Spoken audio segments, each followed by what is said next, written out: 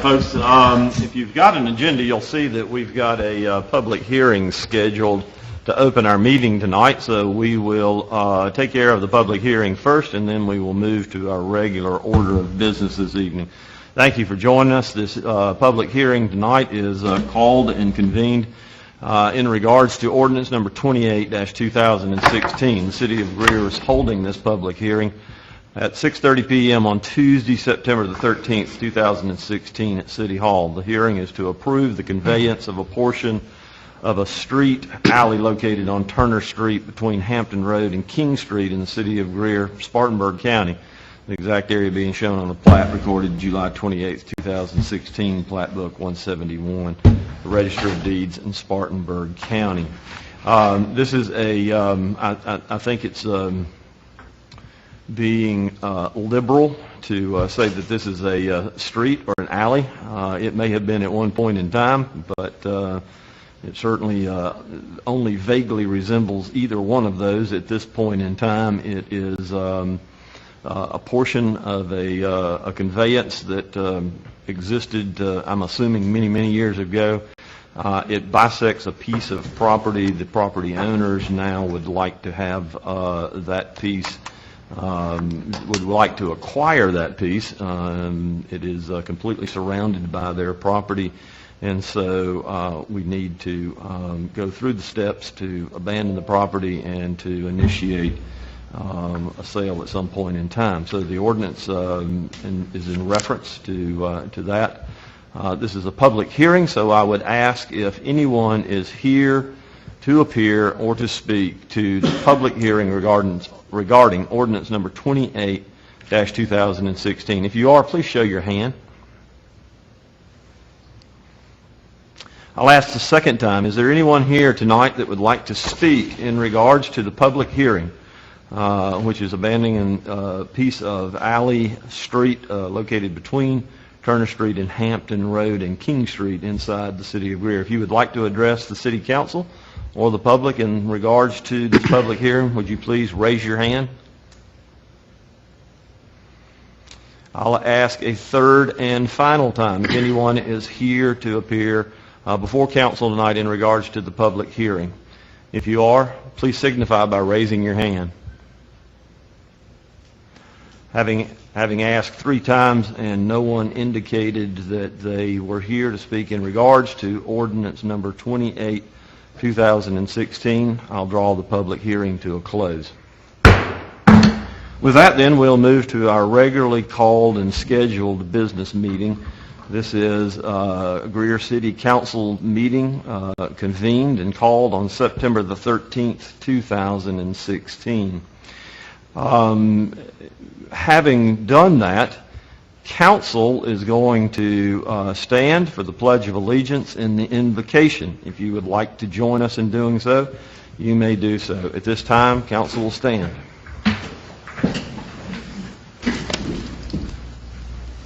I pledge allegiance to the flag of the United States of America and to the republic for which it stands, one nation, under God, indivisible, with liberty and justice for all. Most kind and gracious Heavenly Father, we are indeed grateful that you have blessed us this day, that you have given us health and strength, that you have given us insight and understanding, and that you've ordered our steps that we would be here tonight to take care of the city's business. We thank you for the calling that you have placed upon our lives to bring us to this position, and ask that you would guide and direct us in all that we say and do this evening, and that we would be the public servants that you have called us to be. Help us to be mindful of all of those in our community. Help us to be mindful of their needs. Help us to be mindful of the concerns that they have, and give us the understanding that we need to proceed in the right direction. We thank you for these that have come to be with us this evening. Thank you that they have made time to be a part of the public process. We ask that you guide us as a nation as we go forward during this election season, that you'll give us understanding in that upcoming election as well, too. We ask all these things in your Son's name. Amen. Amen.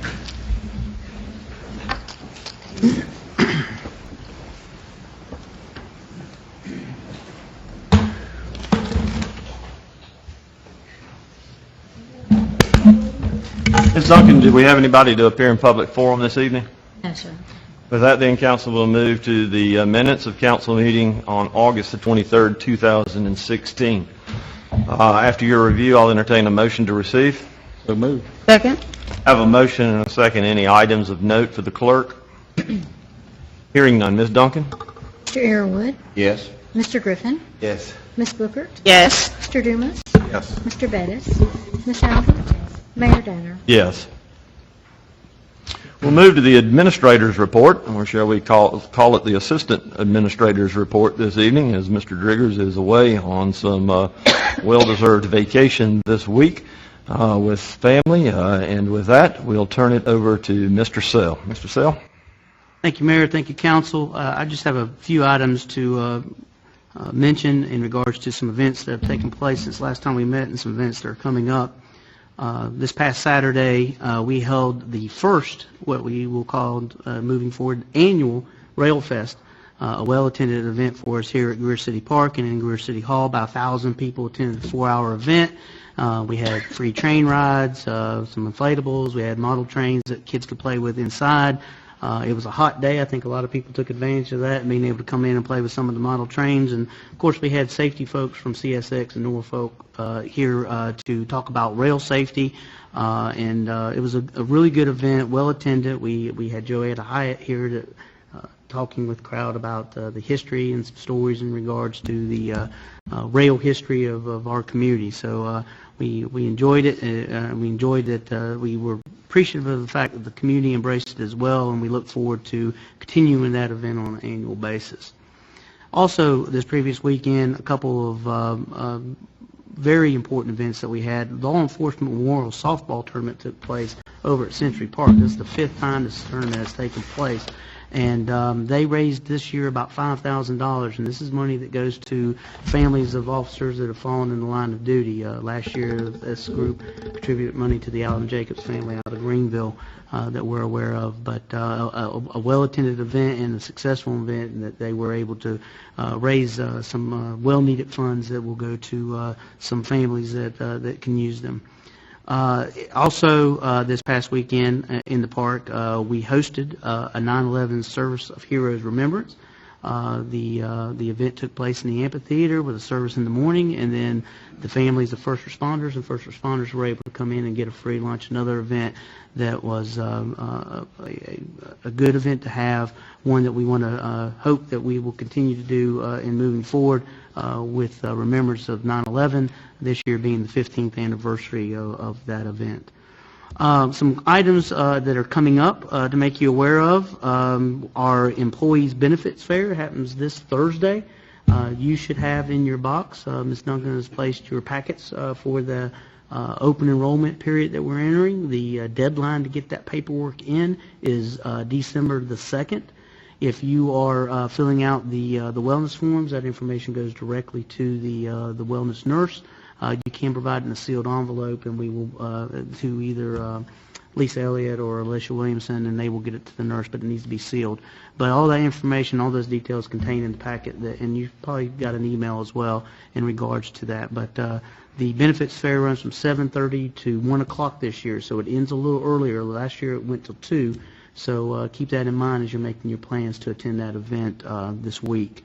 Also, an event to make you aware of in regards to our benefits and our wellness program is a wellness event. We're going to have a field day on the 23rd, Friday the 23rd, so a week from this Friday, in City Park. It starts at 3 o'clock, goes to 4:30. If you're needing to attend another wellness event to get your half a point so you can get your point for attending wellness activities throughout the year, come in and enjoy potato sack races, relay races, three-legged races, 50-yard dash, all those great things that we did when we were in elementary and middle school. So it ought to be a lot of fun, and hopefully it won't be too hot or not raining. But that's on the 23rd, next Friday, not this Friday, but the following Friday from 3 to 4:30 here in the park. Also, an event that will take place before we meet next time is the Friends of Lake Robinson Day. This is an annual event that we hold out at Lake Robinson in conjunction with CPW and the Friends of Lake Robinson. That's going to be on Sunday, September 25th from 1 to 6 p.m. As always, there'll be lots of activities, food, and music out there.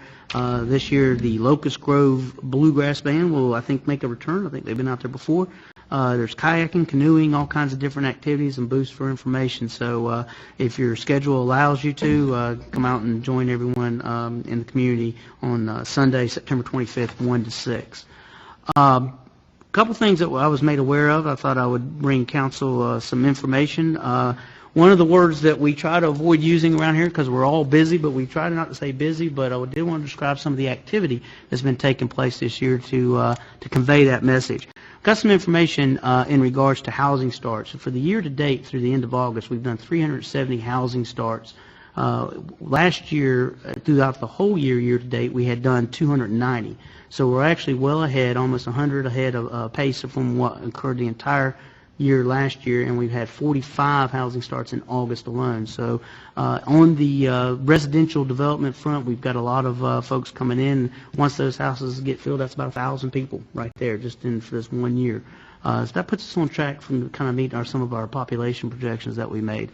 Another really good set of news that we got from the folks at Greer Development Corporation is that the retail sales information have come in from last year. We saw a 11.6% increase in retail sales from the previous year. As you remember, we celebrated $1 billion in sales, retail sales from the previous year. This year, for this period, it's at $1.1 billion. So another indication of the amount of growth, the amount of activity that's taken place in our communities. Just a small example of what's been going on. Before I turn it over to Mr. Pace, who has some information he'd like to provide in regards to some activity that's taking place with planning, is that there are no items that I have for executive session. But with that, I'm going to let Mr. Pace share some information regarding some awards and some grant awards that we've received recently. Mr. Pace? Thank you, Mr. Sam. If I can, I'll just read from a memo that I had received last week, and on behalf of the South Carolina chapter of American Planning Association, I'm pleased to announce that the following projects have been selected for recognition at our annual conference in Augusta, Georgia. Congratulations on your accomplishments and for promoting best practices for planning in the Palmetto State.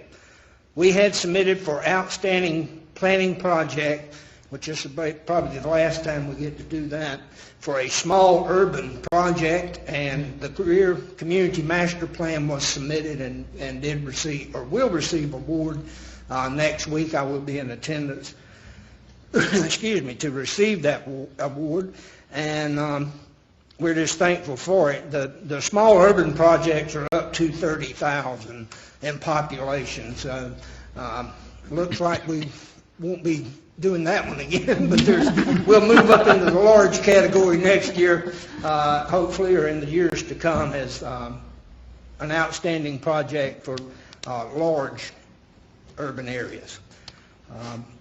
We're excited about that, and again, that just means our efforts were not futile, that they're recognition of what we've done up until this time, and Mayor, he was able to attend the planning conference of this group at the Cannon Center a couple months ago. Well, it's already September, isn't it? But we went through the master plan at that meeting and described what the master plan meant to the city and what actions we've already been taking to enact that. And a lot of people were just in awe of the city's commitment to the planning effort. And I could say nothing but great things about the city and what y'all as council are doing in regards to our planning efforts and our master plan for Greer. And I appreciate your efforts and thank you for that. Makes our job a lot easier when you have that support.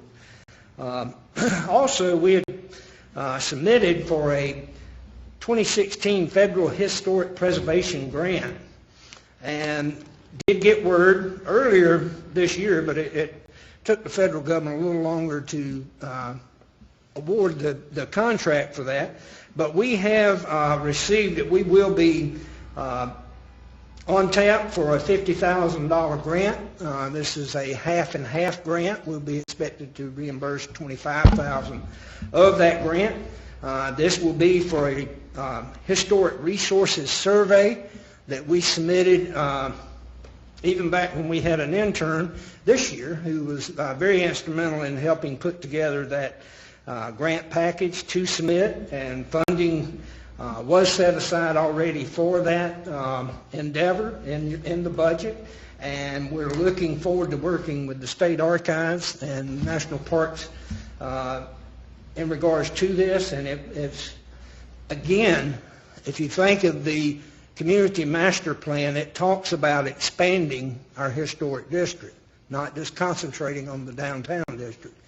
This is what we're doing.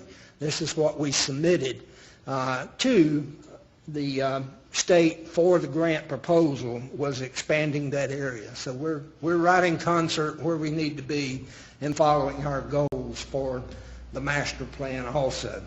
But I, again, with great joy, bring you that news, and hopefully we'll be moving forward with these projects in the very, very near future.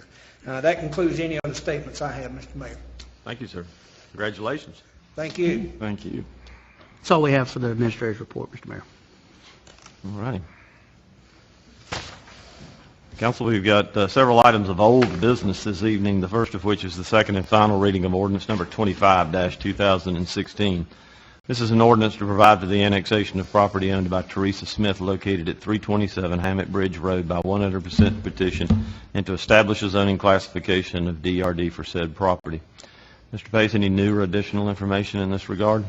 Mr. Mayor, if I can, this is going to get a little bit convoluted, but I'll try to explain this as much as possible.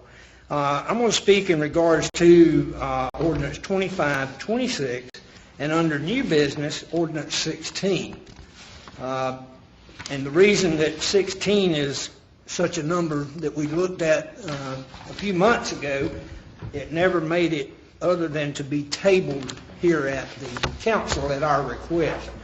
That was a project for taking zoning from a PD to a DRD for 80 homes on 27 acres located at Hammock Bridge Road and in the area of Dillard Drive. Part of it touched Dillard Drive. Back in May, we had asked that that issue be tabled due to the fact that we were working with developers in expanding that project to some other properties. And we have successfully been able to do that. Planning Commission has re-reviewed that ordinance 16 to make sure it would still comply with DRD standards, and they also reviewed ordinance 25 and 26, 25 being a direct add-on to this for the single-family detached dwellings, and 26 is another portion that was added that would be to the west of the property, closer to Bojangles in that area, and that would be reserved for townhome project of 32 units, I believe, for that property. And it's two separate DRDs, but we wanted to work it all in concert together and make things benefit.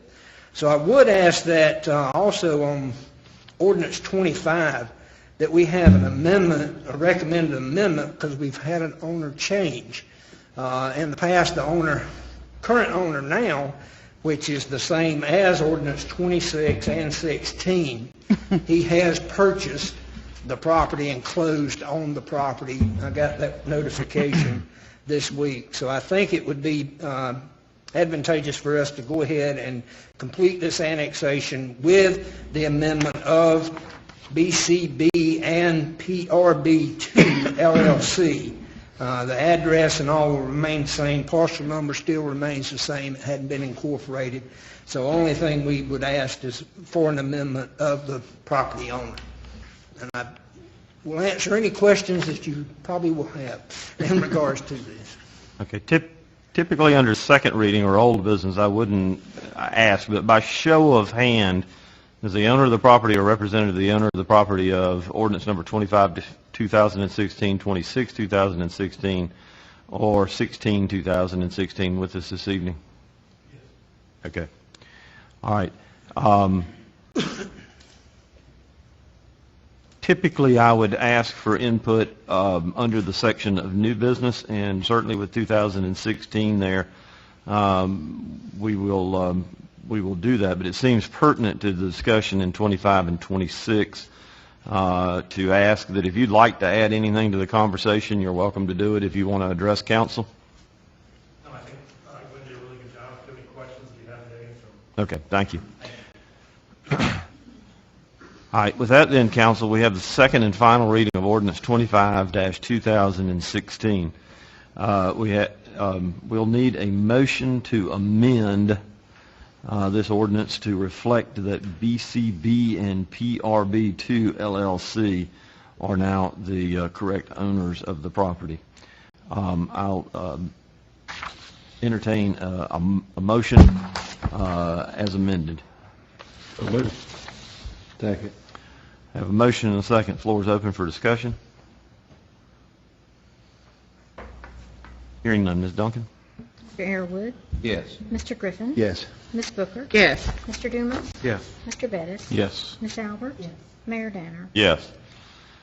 We'll move then to the second and final reading of ordinance 26-2016, an ordinance to provide for the annexation of properties owned by BCB and PRB2 LLC located at 307 Hammett Bridge Road by 100% petition and to establish a zoning classification of DRD for said property. You've heard the information from Mr. Pace in this regard.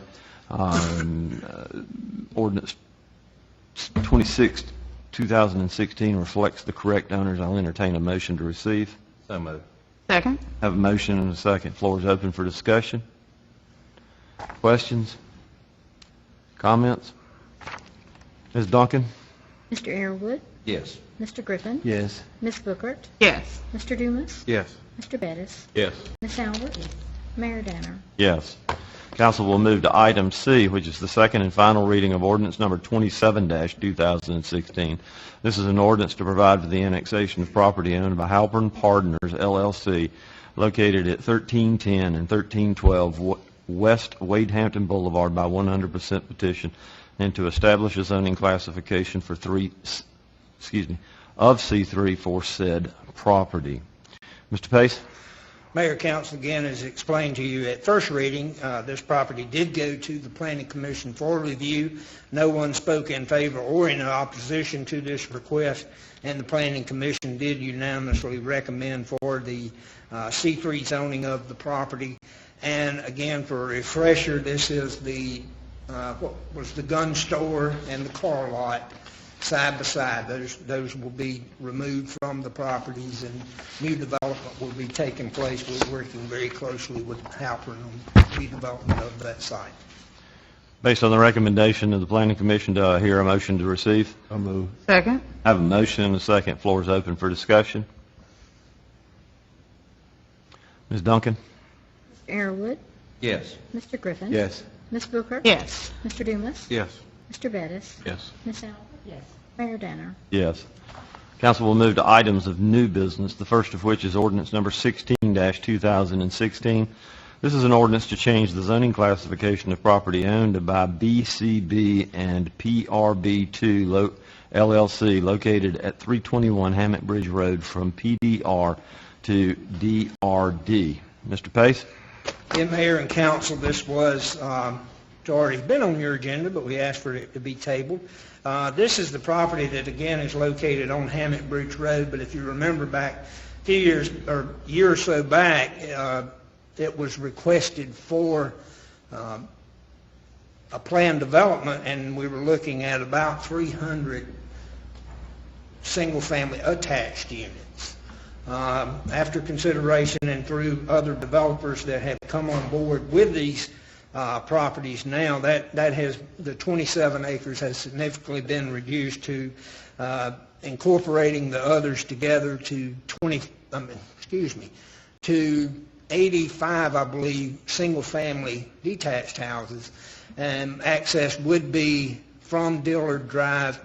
The main entrance would be from Hammock Bridge Road, and we didn't have the Hammock Bridge Road access in the 300 unit, and that's one reason it got denied and tabled prior to bringing it to council about a year and a half ago, I believe.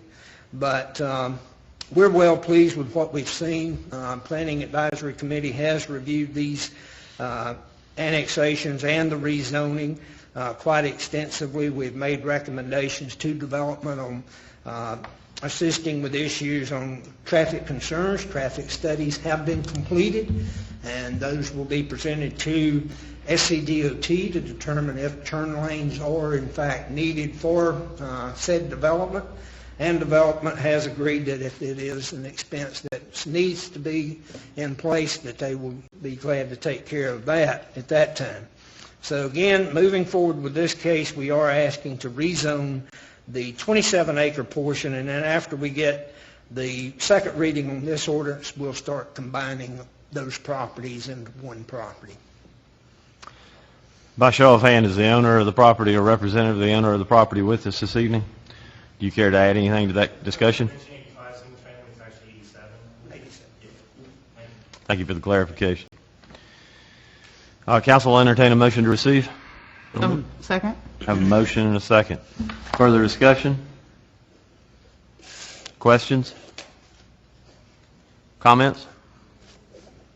Ms. Duncan? Mr. Airwood, Yes. Mr. Griffin, Yes. Ms. Booker, Yes. Mr. Dumas, Yes. Mr. Bettis, Yes. Ms. Albert, Mayor Danner. Yes. Council, we have the first reading of ordinance number 28-2016, an ordinance authorizing the conveyance of certain real property in the city of Greer. This is in regards to the public hearing this evening. Do I hear a motion to receive? Second? I have a motion and a second. Any further discussion in that regard? Hearing none. Ms. Duncan? Mr. Airwood, Yes. Mr. Griffin, Yes. Ms. Booker, Yes. Mr. Dumas, Yes. Mr. Bettis, Yes. Ms. Albert, Mayor Danner. Yes. Council, we have the first reading of ordinance number 29-2016, an ordinance to change the zoning classification of property owned by Brenda H. Medlock located at 705 West Poinsett Street from R12 residential to C2 commercial. Mr. Pace? Again, Mayor and Council, my recess was short, so I'm back here with you. Again, this is looking at the property that is known as 705 West Poinsett Street. Planning Commission did review a request to rezone that property. To let you know, this is the property that we looked at a couple of years ago in request for a, can't think of the acronym now, LIHTC, Low Income Housing Tax Credit Project, kind of behind the clock and back in that area. And that project got turned down by the state, and Ms. Medlock has gone forth and split the property into two parcels now. Before it was all one parcel. So she has subdivided out that parcel, and the front piece aligns with most of the properties along Poinsett already there. It's 0.6 of an acre now that she has, specifically that's where the car lots have always been in that neighborhood and in that community. It does align with our future land use plan as being in a neighborhood corridor also in there, so she is seeking to rezone that to C2.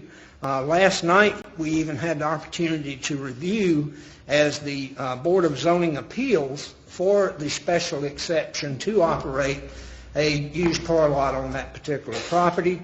And again, the Board of Zoning Appeals approved it, contingent upon City Council issuing second and final reading at a later date for this property. No one spoke in favor or in opposition to the request at the Planning Commission or last night at Board of Zoning Appeals. A show of hand, is the owner of the property a representative of the owner of the property with us this evening? Would you like to add anything to this conversation at this point? Okay. I'll entertain a motion to receive. So moved. Second. Have a motion and a second.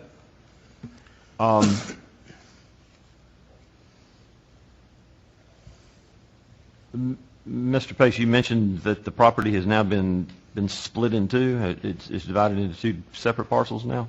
Yes, sir, and tax numbers and all that's correct on whatever the ordinances and the plats that you have currently before you. What is the access now to the back piece? The back has still access on Ford Street and also a small road that has maybe been abandoned by the city called Haywood Road. So it still has access on two sides. I didn't know it was Haywood Road. Yeah, it does. And the reason I subdivided that, really the only reason, is because when we changed it from, it was split zoning, which we don't do any longer. Yeah. I understand. So in talking with Glenn, I was concerned that it may not pass for us to be able to use that front part commercial. I was afraid the whole thing may not pass for commercial. So I did have it split so that we don't have to deal with the back and worry about the controversy that might cause in zoning that commercial. Okay. The existing structure, Yes. the wall and the little Yes. office, will that remain? That for now is going to stay. If the tenants decide to do something with part of that, then my desire would be only for that left wall to be torn down if they chose to do that. But right now the office is still functional. That's what makes it acceptable for a used car lot. And then the shed is nice for them to be able to pull cars into for whatever purpose, to work on it in the shade. Okay. You may not know, but I've got another question for you, Ms. Medlock, so you'll hold on just a second. Okay. Is there enough right-of-way, Glenn, to park cars in front of that building? Yes, sir, there is right of way that we have, or the state has on that street, primarily just back of the sidewalk on either side. And part of the stipulations that we agreed to, or the Board of Zoning Appeals agreed to last night, was no cars would be hanging over or otherwise blocking pedestrian travel up and down Poinsett. There is part of the sidewalk in that area, and that would be one of the requirements, that no cars be parked forward of that sidewalk area, maintaining pedestrian way in there.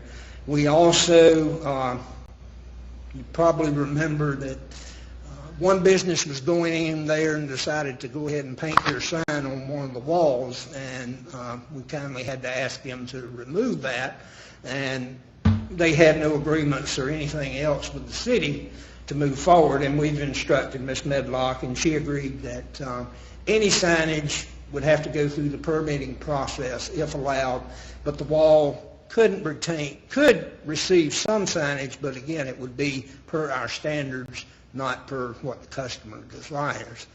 And we ask also that cars of disrepair not remain on site.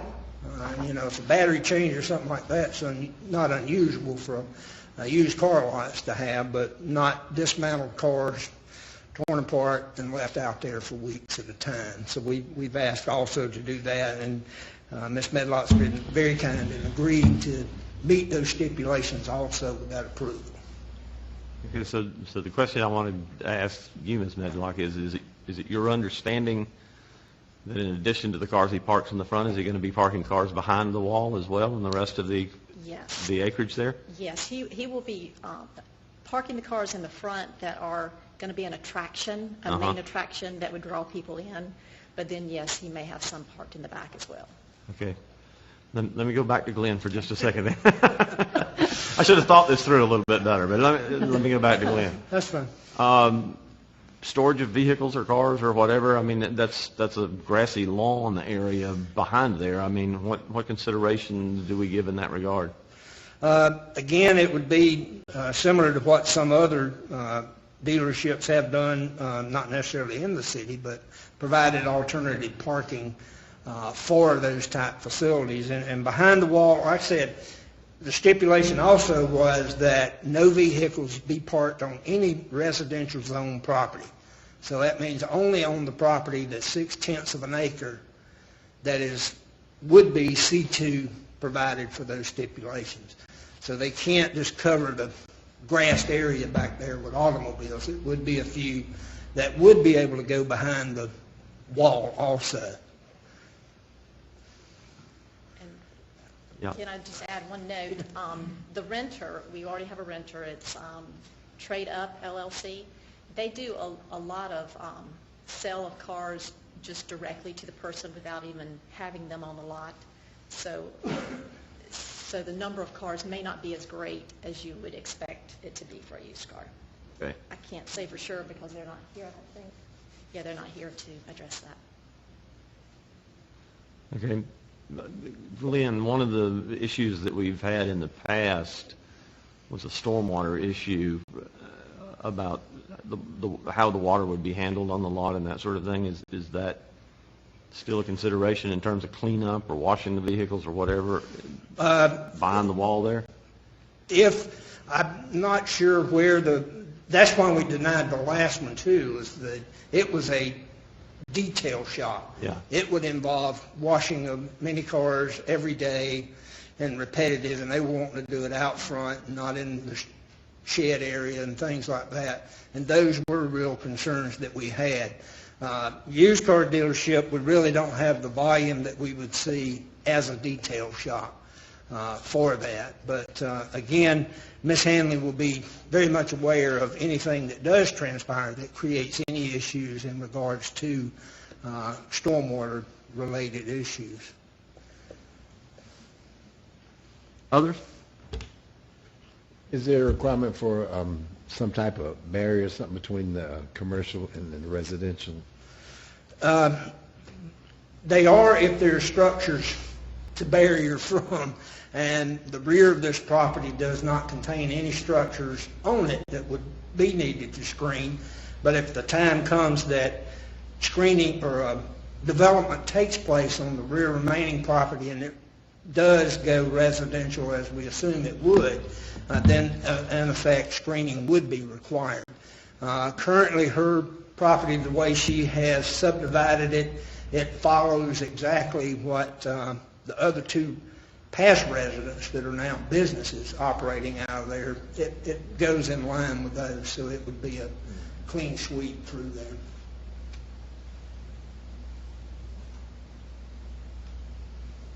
Others?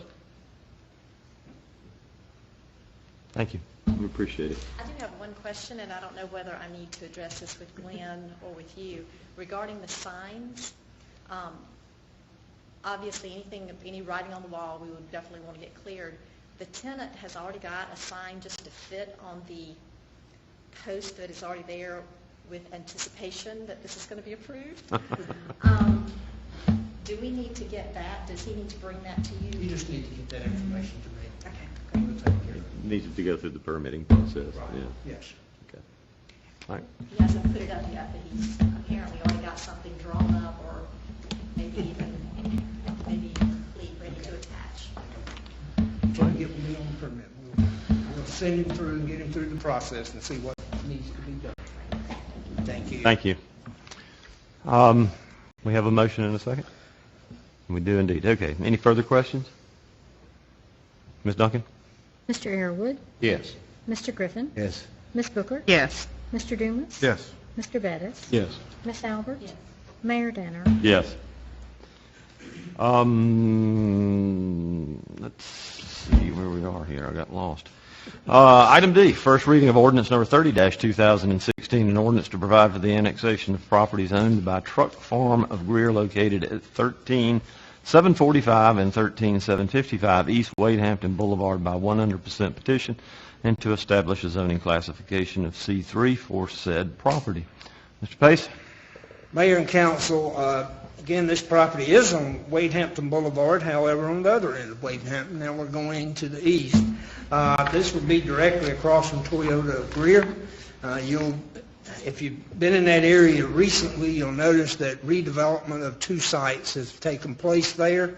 There is being constructed currently a automobile dealership.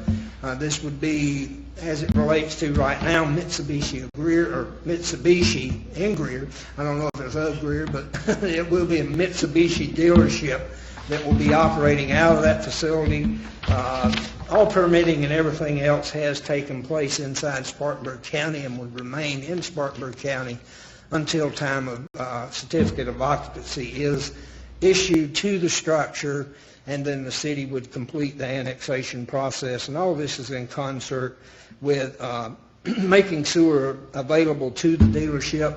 Don't know if they have completed yet the bore that they have to do across Highway 29, under Highway 29 to gain access to that, but it's not a simple process that they've gone through. Again, this incorporated 2 properties that they currently own in a total of 5.215 acres, and both parcels in their entirety will be annexed into the city. And public hearing is yet to be held. It will be held on September the 19th before the Planning Commission. By show of hand, is the owner of the property or representative of the owner of the property with us this evening? Gentlemen, I would like, if you would, to just to come to the podium, if you will, for just a minute and talk a little bit about your project. I think it's interesting enough and warrants a little bit of attention. So thank you for being here this evening, and thank you for this opportunity that comes before council. But wanted you to have the opportunity to introduce yourself to council and tell us a little bit about what's going on. I'm Jay Gilstrap. This is Alan Ducker, CFO with our company. Very blessed, very thankful for the opportunity to grow our business and become part of the Greer community. We were able to acquire some property that had been pretty much abandoned and deteriorated, to say the least. And we've took on a big project. I think it was a bit more than what we first anticipated, quite a lot. But I think the results are showing for themselves. A lot of people are very surprised by the end results. So we're excited. We're close to being able to open. Hopefully within a few weeks we'll be moving cars in, and look forward to it. It's a great addition to our company. We're very proud of our past and the way that we do business, and we hope to bring good things into the community with doing that and fill a niche that's needed in the community. Great. So, very thankful. Great. Thank you. Alan, anything? No, I don't. Are you gonna let the boss speak tonight? Well, part of the reason I wanted to allow you fellas to introduce yourself is that this has been an ongoing conversation, and Reno Deaton, who is here somewhere back in the back, has helped facilitate a lot of these discussions. Been a real delight working with these gentlemen to try and help meet their needs as this project is unfolded. As Mr. Gilstrap said, this was going to be a quick little project for them, and it has grown over time, and we're proud to be a part of it, and want to wish you much success, and thank you for considering the city of Greer, and we look forward to a long relationship. So thank you for being here this evening. If you haven't been by, please go by. It's really developed out nice. It's an attractive piece of property now. Good. Thank you, sir. Thank you all. Thank We you. appreciate it. I'll entertain a motion to receive. So moved. Have a motion and a second. Any questions or discussion? Hearing none. Ms. Duncan? Mr. Arrowood, Yes. Mr. Griffin, Yes. Ms. Booker, Yes. Mr. Dumas, Yeah.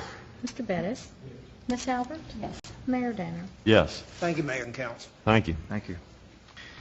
Council, last item before us this evening is the first and final reading of Resolution 9-2016. This is a resolution committing the City of Greer to provide a local match for a Municipal Association of South Carolina Hometown Economic Development Grant.